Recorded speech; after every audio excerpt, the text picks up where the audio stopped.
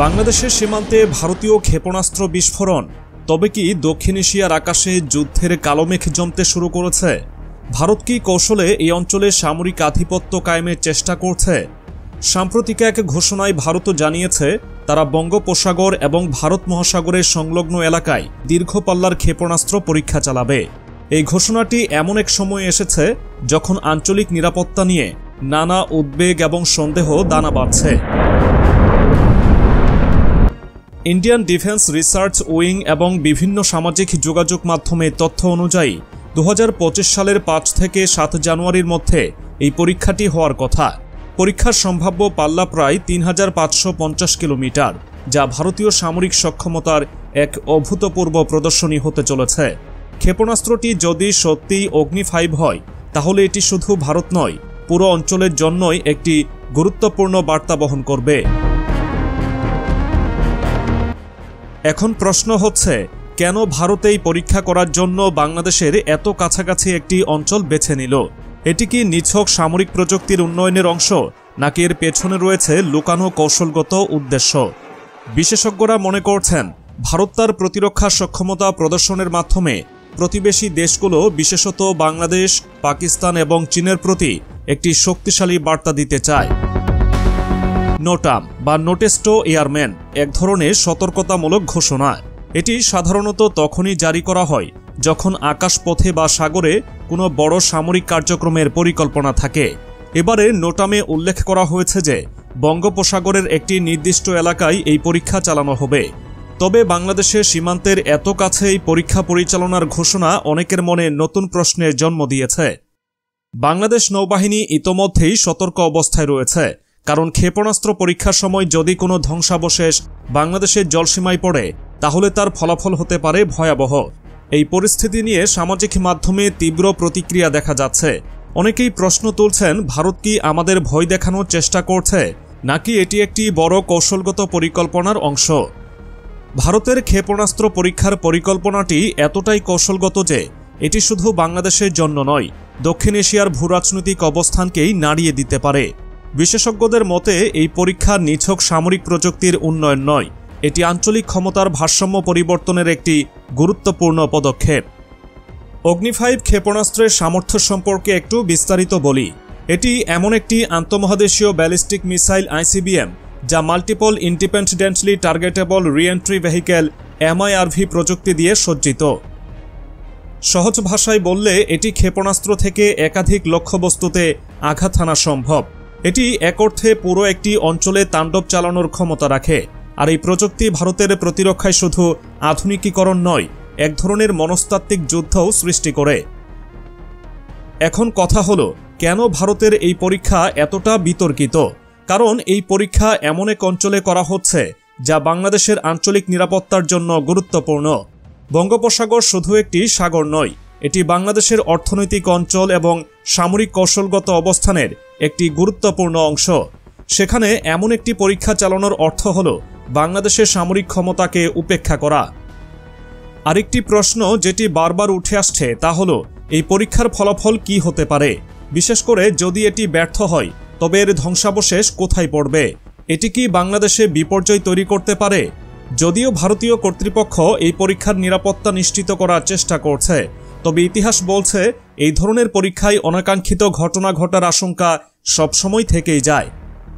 তবে শুধু বাংলাদেশ নয়, এই পরীক্ষাটি নজর কেড়েছে চীন এবং পাকিস্তানেরও। কারণ অগ্নি-5 ক্ষেপণাস্ত্রের পাল্লা চীনের গুরুত্বপূর্ণ শহরগুলোকে সরাসরি লক্ষ্যবস্তুতে পরিণত করতে পারে। অন্যদিকে পাকিস্তানও এই পরীক্ষার প্রতি গভীর নজর রাখছে। দক্ষিণ এশিয়ার এই উত্তেজনাকর পরিস্থিতিতে আন্তর্জাতিক শক্তিগুলো, বিশেষত যুক্তরাষ্ট্র এবং রাশিয়া, এমন পরীক্ষা থেকে কী ধরনের বার্তা বের হয় তা বিশ্লেষণ করছে। এখন বাংলাদেশের জন্য সবচেয়ে গুরুত্বপূর্ণ বিষয় হল এই ঘটনার প্রতি একটি সঠিক এবং সুসংগঠিত প্রতিক্রিয়া দেওয়া। কারণ এটি কেবল সামরিক সক্ষমতার প্রশ্ন নয়, এটি আমাদের আঞ্চলিক নিরাপত্তার জন্য একটি বড় চ্যালেঞ্জ। কিন্তু এই পরীক্ষার পেছনের আসল উদ্দেশ্য কি? ভারতের সামরিক মহল থেকে জানানো হয়েছে এটি কেবল তাদের প্রযুক্তির পরীক্ষা, যার মাধ্যমে তারা প্রতিরক্ষা ক্ষেত্রে আরও শক্তিশালী হয়ে উঠতে চায়। তবে কি এটি শুধু একটি রুটিন টেস্ট, নাকি এর পেছনে লুকিয়ে রয়েছে আঞ্চলিক ক্ষমতার ভারসাম্য পরিবর্তনের গভীর কোনো পরিকল্পনা? বিশ্লেষকরা বলছেন, অগ্নি-5 বা KA-4 ক্ষেপণাস্ত্রের মতো অস্ত্র শুধুমাত্র প্রতিরক্ষার জন্য নয়, এগুলো আক্রমণাত্মক ক্ষমতারও প্রতীক। এই ধরনের পরীক্ষাগুলো প্রতিবেশী দেশগুলোর জন্য একটি বার্তা দেয় যে ভারত তার সামরিক সক্ষমতার মাধ্যমে এই অঞ্চলে আধিপত্য কায়েম করতে চায়। বিশেষ করে এই পরীক্ষা বাংলাদেশের এত কাছাকাছি হওয়ার কারণে এটি বাংলাদেশের জন্য একটি কৌশলগত উদ্বেগের কারণ হয়ে দাঁড়িয়েছে। বাংলাদেশের নিরাপত্তার প্রশ্ন এখানে সবচেয়ে বেশি গুরুত্ব পাচ্ছে, কারণ বঙ্গোপসাগর আমাদের জন্য শুধু অর্থনৈতিক অঞ্চল নয়, এটি আমাদের জ্বালানি উৎস, মৎস্য সম্পদ এবং আঞ্চলিক প্রভাবেরও কেন্দ্র। এমন একটি জায়গায় ভারতের ক্ষেপণাস্ত্র পরীক্ষা, তা যতই নিরাপদ হোক, আমাদের সার্বভৌমত্বের প্রতি এক ধরনের চ্যালেঞ্জ তৈরি করে। অন্যদিকে চীন এবং পাকিস্তান এই পরীক্ষার প্রতি গভীর দৃষ্টি রাখছে।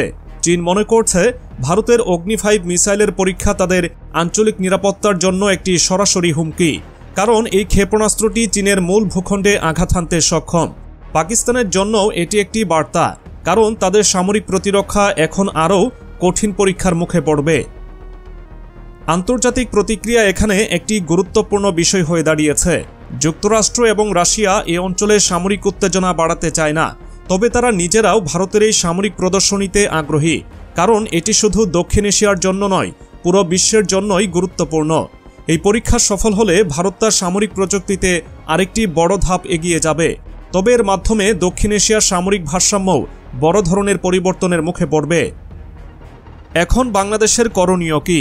অন্তর্বর্তী সরকারের প্রধান ডক্টর মোহাম্মদ ইউনূস এখনও আনুষ্ঠানিকভাবে এই বিষয়ে কোনো মন্তব্য করেনি, তবে বিশেষজ্ঞরা মনে করেন বাংলাদেশকে এই পরিস্থিতিতে খুবই কৌশলগত পদক্ষেপ নিতে হবে।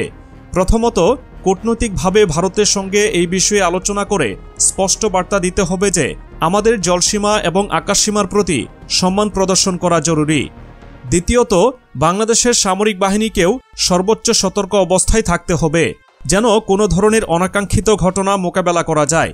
এই পরিস্থিতিতে আমাদের জনগণকে অবশ্যই সজাগ থাকতে হবে।